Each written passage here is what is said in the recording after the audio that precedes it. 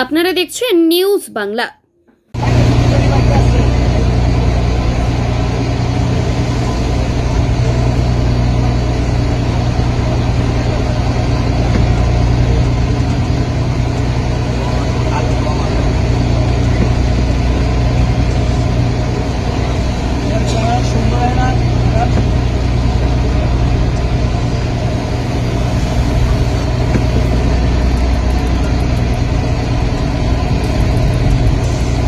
Trawler থেকে পড়ে গিয়ে নিখোঁজ এক মৎস্যজীবী।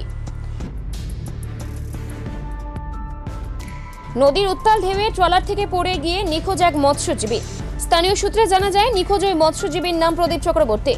গতকাল কাকদ্বীপের থানার নিমতলা ঘাট থেকে ভগবতী ট্রলারে করে মাছ ধরার উদ্দেশ্যে রওনা দিয়েছিল। তখনই কালনাগিনী নদীতে উত্তাল ঢেউয়ের কবলে পড়ে হঠাৎ করেই বেসামাল হয়ে ট্রলার থেকে পড়ে যায় ওই মৎস্যজীবী। এই জায়গাটা কোন জায়গা? এটা শীতলা মোড়, নিমতলা ঘাট।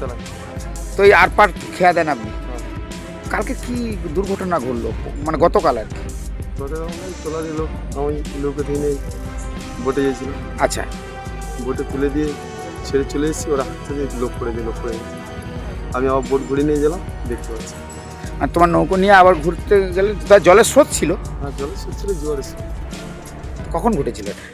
10:40। 10:40 গতকাল। তারপরে কারায় ওরা এসেছিলেন? মানে কোথায় খোঁজ পাওয়া গেছে, মানে ওদের বাড়ি কোথায়? বাড়ি হচ্ছে না কালী মোড়। কালীর মোড়ে? কাকদ্বীপ কালী মোড়। ও কাকদ্বীপ কালী মোড়। তো তাদের পরিবারের লোকজন এসেছিল? সেটা বলতে পারছি না। তা খোঁজাখুঁজি চলছে তো? হ্যাঁ, খোঁজাখুঁজি চলছে। কালকে স্প্রিং বোর্ড এসেছিল, হ্যাঁ, আজও বোর্ড এসে ওটা খুঁজতেছে। মালিক মাঝিও ট্রলার নিয়ে সব গেছে ওখানে খুঁজতে। তো এখনো পর্যন্ত এখন কিছু পাওয়া যায় না। চলছে তল্লাশি? চলছে তল্লাশ। আপনার নাম? কার্তিক বিজয়। এইখানে বাড়ি? 14 নম্বর বাড়ি।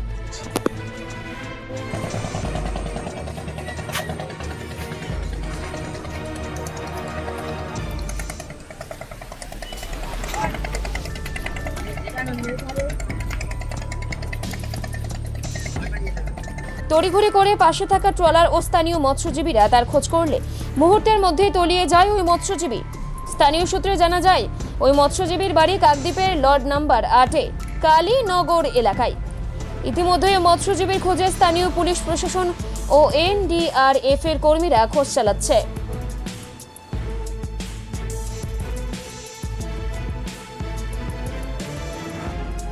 Bureau report, news Bangla.